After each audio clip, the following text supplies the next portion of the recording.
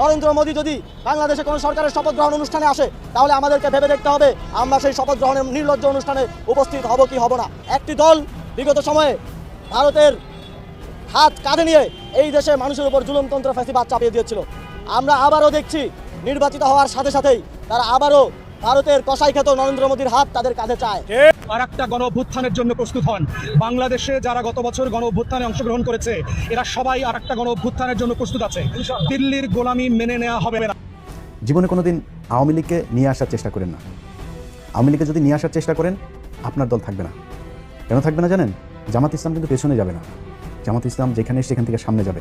আওয়ামী লীগের মতো দমন পীড়নের কারণেই জামাতের মতো উগ্রবাদী দলের উত্থান হয়েছে। মির্জা ফখরুল ইসলাম আলমগীর, মহাসচিব বিএনপির মহাসচিব নির্বাচনের পরে কেন জানি বারবার জামাতকে অ্যাটাক করছে। অপরদিকে দেখেন তারেক রহমান নির্বাচনের পরে কিন্তু একবারও জামাতকে অ্যাটাক করেন নাই। তাই এই ফখরুল ইসলাম আলমগীর যে ওই পারের লোক, এটা পরিষ্কার। আসসালামু আলাইকুম প্রিয় দর্শক এইমাত্র পাওয়া গরম খবর। দর্শক শ্রোতা, নির্বাচনের পরেই শপথ গ্রহণ করাকে কেন্দ্র করে বেরিয়ে এসেছে এবার কিছু চাঞ্চল্যকর তথ্য।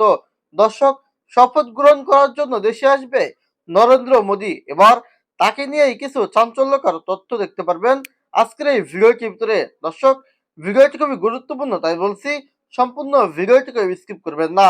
এবং যারা এমন নিত্য নতুন আপডেট খবর দেখতে পছন্দ করেন, তারা অবশ্যই চ্যানেলটি সাবস্ক্রাইব করে আমাদের সাথে থাকবেন। দর্শক শ্রোতা, তাই আর বেশি কথা না বাড়িয়ে চলুন বিস্তারিত ভিডিওটি দেখে আসি। হয়তো আগামীকাল বা পরশু, অর্থাৎ সোমবার মঙ্গলবার এর ভিতরেই জনাব তারেক রহমানের নেতৃত্বে নবনির্বাচিত সরকার, বিএনপি নেতৃত্বাধীন জোট, তারা বাংলাদেশের রাষ্ট্র ক্ষমতায় অধিষ্ঠিত হতে যাচ্ছে। আনুষ্ঠানিকভাবে রাষ্ট্র পরিচালনায় তারা অংশগ্রহণ করতে যাচ্ছে, নিজেদের কাঁধে দায়িত্ব তুলে নিতে যাচ্ছে। আমরা শুনতে পেয়েছি তারেক রহমানের পক্ষ থেকে নরেন্দ্র মোদীকে তার শপথ অনুষ্ঠানে আমন্ত্রণ জানানো হয়েছে। এই মুহূর্তে এটি বাংলাদেশের মানুষ মোটেই পছন্দ করছে না, কারণ দেশনেত্রী বেগম খালেদা জিয়াকে তিলে তিলে যে হত্যা করা হয়েছে, তিনি আপসহীন নেত্রী ছিলেন। তিনি যদি একটু কম্প্রোমাইজ করতেন ভারতের সাথে, তাহলে তাকে জেলখানার অন্ধকার প্রকোষ্ঠে পচে মরতে হতো না। কিন্তু তিনি বুঝতে পেরেছিলেন, তিনি তার শত্রু চিনতে পেরেছিলেন। এই নরেন্দ্র মোদী শেখ হাসিনাকে দিয়ে এই বাংলাদেশে কি করেছে, এই বাংলাদেশের জনগণের উপরে কি করেছে, এটি তিনি বুঝতে পেরেছিলেন। সুতরাং জনাব তারেক রহমান এই বিষয়টি মাথায় রাখবেন বলে আমরা মনে করি। আর দ্বিতীয় আরেকটি বিষয় যেটি বলবো, নির্বাচনের পরের দিন থেকে বাংলাদেশের বিভিন্ন জেলায়, বিশেষ করে মুন্সিগঞ্জে, গাইবান্ধায় এবং আরো একটি জেলায় মোট 3 জনকে হত্যা করা হয়েছে নির্বাচনী সহিংসতায়, শুধুমাত্র আরেকজনকে ভোট দেবার কারণে। তো আরেকজনকে ভোট দেওয়া কি অপরাধ? ভোট চাওয়াও কি অপরাধ? অন্য কারো এজেন্ট হওয়া কি অপরাধ? নির্বাচনী যে এজেন্ট হওয়া, এটা কি অপরাধ? হত্যা করা হয়েছে। শুধু তাই নয়, লোমহর্ষক একটি ঘটনা ঘটেছে নোয়াখালীর হাতিয়ায়। 2018 সালে নোয়াখালীর সুবর্ণচরে ধানের শীষে ভোট দেবার অপরাধে আওয়ামী দুর্বৃত্তরা, আওয়ামী সন্ত্রাসীরা, ওইখানের একজন মুক্তিযোদ্ধার নেতৃত্বে, আমাদের মিডিয়াগুলো এই কথাগুলো বলে না, একজন মুক্তিযোদ্ধার নেতৃত্বে এক গৃহবধূকে গণধর্ষণ করেছিল। ঠিক 2026 সালে, অর্থাৎ 13ই ফেব্রুয়ারি দিবাগত রাত্রে, শাপলাকলিতে ভোট দেবার অপরাধে এক নারীকে, 3 সন্তানের মাকে ধর্ষণ করা হয়েছে। বিএনপি নেতাকর্মীরা এটি করেছে বলে অভিযোগ পাওয়া গেছে। আপনারা প্রত্যেকেই সেই ভিডিও দেখেছেন। ভিকটিম নিজে তার বর্ণনা দিচ্ছেন কিভাবে, এবং ডাক্তারের সনদও সেখানে আছে। এরপরে সারা দেশে জামাত শিবির এবং এনসিপির নেতাকর্মীদের বাড়িতে হামলা, ভাঙচুর, অগ্নিসংযোগ, এগুলো তো আছেই। এখন প্রশ্ন আসতে পারে, জামাত শিবিরের উপরে হঠাৎ করে বিএনপির কেন এত ক্ষোভ? বিএনপির লোকজন জামাত শিবির এবং এনসিপির লোকজনের উপরে কেন হামলা চালাবে? কেন তাদের বাড়ি ঘরে অগ্নিসংযোগ করবে? এই প্রশ্নটা আসা স্বাভাবিক না?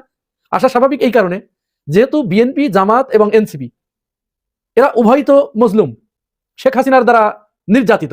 2001 সাল থেকে 2006 সাল পর্যন্ত বিএনপি, জামাতের সাথে আরো 2টি দল ছিল, 4 দলীয় জোট ছিল।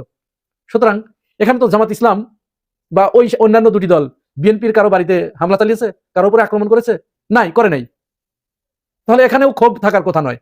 2009 সাল থেকে 2024 সালের 5 আগস্ট পর্যন্ত বিএনপি এবং জামাতের নেতাকর্মীদেরকে হত্যা, তাদের মা বোনদেরকে ধর্ষণ, গুম, খুন, নির্যাতন, গায়েবী মামলা, দেশনেত্রী বেগম খালেদা জিয়াকে হত্যা করা, এগুলো কারা করেছে? আওয়ামী লীগ করেছে। এখানে ভিকটিম কারা ছিল? জামাত এবং বিএনপি। আর 2024 সালের পরে এসে, 5 আগস্টের পরে এসে এনসিপি। আজ পর্যন্ত।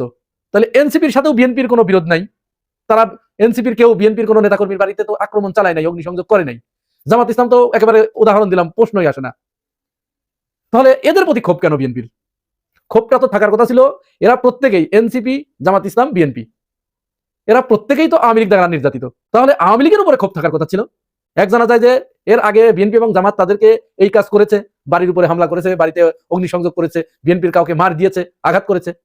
তাহলে বিএনপি হয়তো প্রতিশোধের জন্য এই কাজ করছে, এটি ধরে নেওয়া যেত বা মনের কাছে বুঝ দেওয়া যেত, কিন্তু সেটা তো হয় নাই। তাহলে বিএনপি কেন এই কাজ করছে? এখানে কিছু কিছু বিষয় অবশ্য আমার অবজারভেশনে উঠে এসেছে।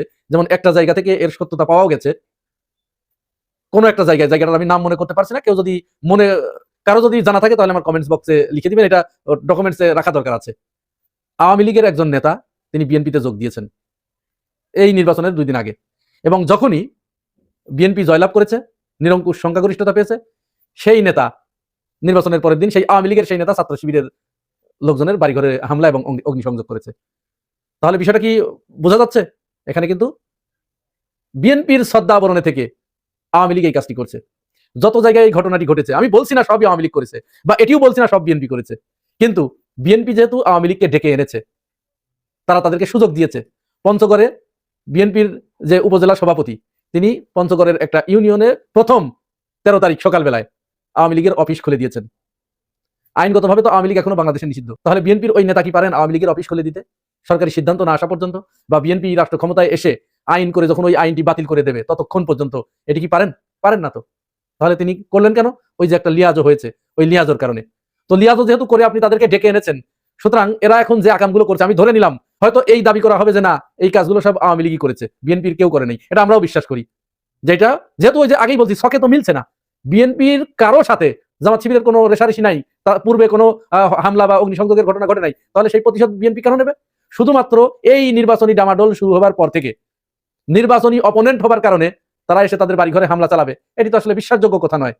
আর যদি কেউ এটি করেই থাকে, যে জামাত থেকে একজন দাঁড়িয়েছে, বিএনপি থেকে একজন দাঁড়িয়েছে, এখন যে জামাত সে জামাতে ভোট দিয়েছে, যে বিএনপি সে বিএনপিতে ভোট দিয়েছে, তো এটাই তো বাংলাদেশের রাজনীতি। তো এটা, তো এটার কারণে কি আরেকজনের বাড়ির উপরে এসে হামলা করতে হবে, তাকে মারতে হবে? তাহলে অধিকাংশ ক্ষেত্রে এই কাজ হয়তো আওয়ামী লীগ করেছে। তো আওয়ামী লীগ করলেও তো বিএনপি দায় এড়াতে পারে না, কারণ আপনি যে ডেকে এনেছেন, আপনি যাকে ডেকে এনেছেন সে যে আকাম করবে, এই আকামের পুরো দায়িত্ব আপনাকে নিতে হবে, আপনার গাড়ি যাবে। বিএনপির ভাইরা, এদেশের জামাত শিবির আপনাদের শত্রু নয়, এনসিপি আপনাদের শত্রু নয়। একটু চিন্তা করুন তো 5 আগস্টের আগের কথা। আপনারা যাদের উপরে হামলা করছেন, যাদেরকে মারধর করছেন, আপনারও যেরকম অবদান আছে হাসিনা তাড়ানোতে, তাদেরও কি কম অবদান আছে? তারা এবং আপনারা মিলেই তো এই কাজটি করেছেন। তাহলে এই মুহূর্তের ভিতরে এটি ভুলে গেলেন? অবশ্য খুব ভালো 2টি পদক্ষেপ তারেক রহমান নিয়েছেন। নোয়াখালীর দিকে কোনো একটা জায়গায় তারেক রহমানের নির্দেশে ছাত্র দলের 5 নেতাকর্মীকে দল থেকে বহিষ্কার করা হয়েছে এবং তাকে পুলিশে ধরে দেওয়া হয়েছে এই অপরাধে, হামলার অপরাধে। এর জন্য অবশ্যই বিএনপি ধন্যবাদ পাওয়ার উপযুক্ত। এটিই আমরা চাই, এই কাজটিই করতে হবে। না হলে ওই বেপরোয়া যারা হয়ে গেছে বা অনুপ্রবেশকারী যারা আছে, ওরা সতর্ক হবে না। তারেক রহমানও একটি নির্দেশনা দিয়েছেন এবং একটি কঠোর বার্তা দিয়েছেন যে যারা হামলাকারী তারা কোনো মতো অবস্থায় আমাদের দলের অন্তর্ভুক্ত নয়, এদেরকে আমরা বরদাস্ত করব না। এটি রাজনীতির জন্য অত্যন্ত ইতিবাচক একটা বার্তা। দেখলাম আমির খসরু মাহমুদ, তিনিও একটি চমৎকার বক্তব্য দিয়েছেন। তিনি বলেছেন যে চাঁদাবাজ এই দলের ভিতরে থাকতে পারবে না, যারা যা করেছো এখন থেকেই ভুলে যাও, এইগুলো দরকার। এটি এই নতুন বাংলাদেশে মানুষ দেখতে চাচ্ছিল। বিএনপির হুম্মাম কাদের, সালাউদ্দিন কাদেরের ছেলে, তাকে আমার পক্ষ থেকে স্যালুট। তিনিও এরকম একটি যুগান্তকারী বক্তব্য দিয়েছেন। তিনি বলেছেন এই আসনে, আমার এই আসনে, সারা বাংলাদেশে যদি হামলা এবং ভাঙচুর হয়, আমার এই আসনে আমার অপোনেন্ট কারো গায়ে ফুলের টোকা দেওয়া যাবে না। আরেকটা কথা না বললেই নয়, ছাত্র দলের সভাপতি রাকিবউদ্দিন আহমেদকে অসংখ্য ধন্যবাদ। তিনি চমৎকার একটা বক্তব্য দিয়েছেন আজকে, দীর্ঘদিন পরে। তার এ পর্যন্ত এই ধরনের বক্তব্য শুনি নাই।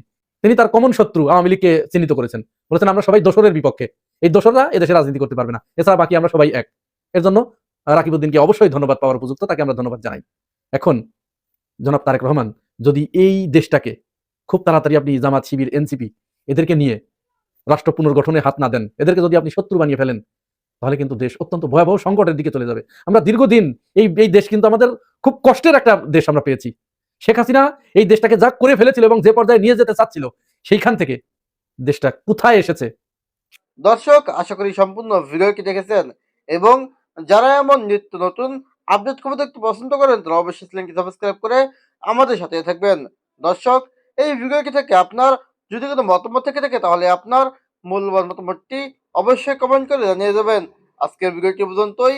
দেখা হবে পরবর্তী ভিডিওতে। সে পর্যন্ত ভালো থাকুন, সুস্থ থাকুন। আল্লাহ হাফেজ।